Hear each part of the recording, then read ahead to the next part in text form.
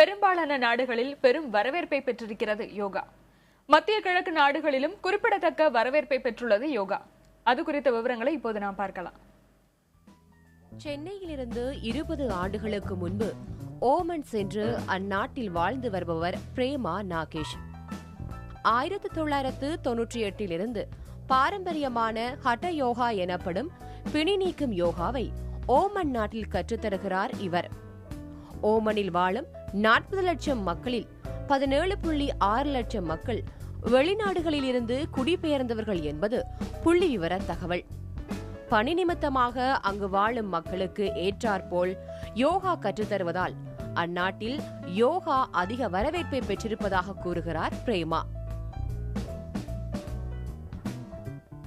ஒரே இடத்துல உட்காந்து கம்ப்யூட்டரில் டைப் அடித்து இல்லைன்னா லாங் டிஸ்டன்ஸ் ட்ராவல் பண்ணதுனால அவளுக்கு கழுத்து வலி முதுகு வலிலாம் ரொம்ப காமனாக இருக்காங்க. ஸோ அதுக்கேற்ற மாதிரி ஆஃபீஸில் உட்காண்டே என்னெல்லாம் யோகா பண்ணலாம், வெரி சிம்பிள் யோகா, அந்த அந்த யோகாலாம் ரொம்ப ஹெல்ப்ஃபுல்லாக இருக்குது. அவள் வீட்டுக்கு வர சமயத்தில் கொஞ்சம் ஃப்ரெஷ்ஷாக வருவாங்க. கழுத்து வலி முதுகு வலி மட்டுமின்றி மது புகை போன்ற பழக்கங்களிலிருந்து விடுபடுவதற்கும் தூக்கமின்மையை போக்குவதற்கும் யோகா பயனளிக்கிறது என்று கூறும் பிரேமா, இதனால் ஓமன் நாட்டில் வசிக்கும் ஏராளமானோர் யோகா கற்க ஆர்வம் காட்டுவதாக கூறுகிறார். அதிக கட்டட தொழிலாளர்கள் பணிபுரியும் ஓமன் நாட்டில் அவர்களுக்கென பிரத்யேக யோகா பயிற்சியையும் தாங்கள் கற்றுத்தருவதாக கூறுகிறார் பிரேமா.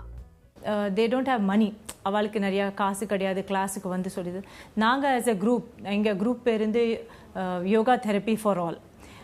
எங்கள் குரூப் ஆஸ் எ டீம் அங்கே போய் ஸ்ட்ரைட் போய் அவளுக்கு யோகாலாம் சொல்லி கொடுத்து, அவளுக்கும் நிறையா ப்ராப்ளம் இருக்குது. பட் அவளாம் டிஸ்கஸ் பண்ணுறதில்லை யார்கிட்டையும், பிகாஸ் அவள் டிஸ்கஸ் பண்ணியும் யூஸ் இல்லை. ஓமனில் குறுகிய காலத்திற்கு மட்டுமே தங்கக்கூடிய வகையில் விசிட்டர் விசாவில் வரும் மூத்த குடிமக்கள் யோகாவை கற்பதில் அதிக ஆர்வம் காட்டுவதாக கூறப்படுகிறது.